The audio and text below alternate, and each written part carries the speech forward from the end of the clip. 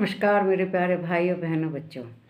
आप लोग जानते हैं कि आजकल हम श्रीमद् भगवत गीता का अध्याय कर रहे हैं, हर अध्याय का अध्ययन कर रहे हैं और उसमें भी उसके एक एक श्लोक का बहुत बारीकी से अध्ययन कर रहे हैं कि उसमें श्री कृष्ण भगवान हमें क्या समझाना चाहते हैं, हमें क्या अर्जुन को क्या समझाना चाहते हैं। और जो अर्जुन को समझा रहे हैं वो दुनिया को समझा रहे हैं।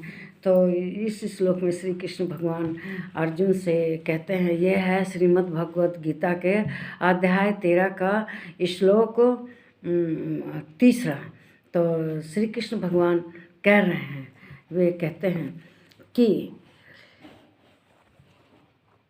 3 है, तत्क्षेत्रं यच्च यादृश्च यद्विकारी यतश्च यत् स च यो यत्प्रभावश्च तत् समासेन शृणु। कहते हैं वह क्षेत्र जो मतलब वो जो क्षेत्र क्या है, जो ये हमारा शरीर है। क्षेत्र शब्द उन्होंने हमारे शरीर के लिए प्रयोग किया है कि जो ये हमारा शरीर है यह कैसा है, इसका क्षेत्र का मालिक कौन है इसका।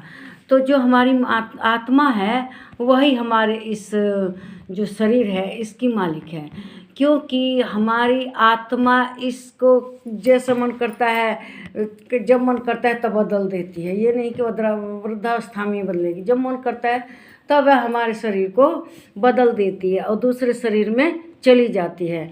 तो जो इस शरीर है इसका जो मालिक है कौन है, आत्मा है। जब चाहे वो इसको बदल देती है और जब चाहे तब, जब तक चाहती है तब तक रखती है।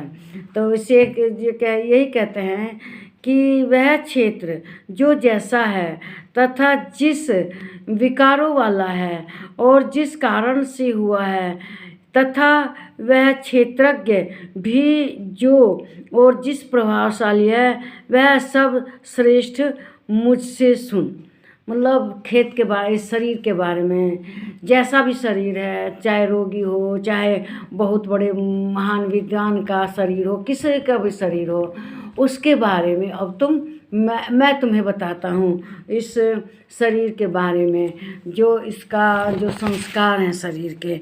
देखो ये शरीर ऐसा है जिसमें कि हम जैसा चाहते हैं वैसा संस्कार डाल सकते हैं और वैसा उसका फल पा सकते हैं। जैसे खेत है, खेत में किसान जैसा चाहता है वैसी फसल बोता है, जैसा चाहता है उस फसल को वह काटता है।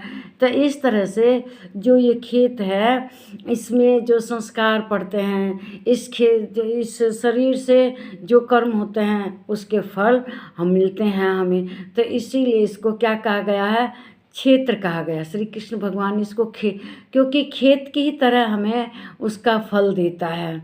जैसे हम खेत में फसल बोते हैं, फसल मिलती है हमें, इसी तरह से इस शरीर में हम जो कर्म जैसे करते हैं उसका फल मिलता है। जैसे संस्कार हमारे शरीर में, मतलब हमारे शरीर में पड़ते हैं, मतलब हमारे मन बुद्धि दिमाग में, तो ये भी तो सब शरीर के नाम हैं खेत के। तो वैसा ही हमें उसका फल मिलता है। कोई इस खेत में अच्छे अच्छे कर्म करके अच्छा फल पाता है, कोई अच्छे कर्म नहीं करता उसे अच्छे कर्म नहीं।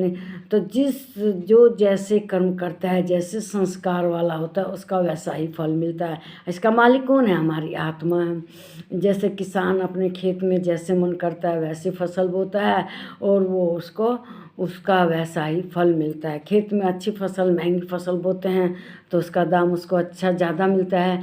अगर खेत में वो फसल अच्छी नहीं बोता, मतलब दूसरी टाइप की फसल बोता है जिसमें कम दाम मिलता है तो उसको कम पैसा मिलता है उसको।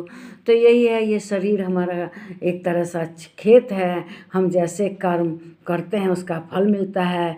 और इस जो हमारा खेत है इसका मालिक कौन है, हमारी आत्मा है। आत्मा ही इसकी मालिक है।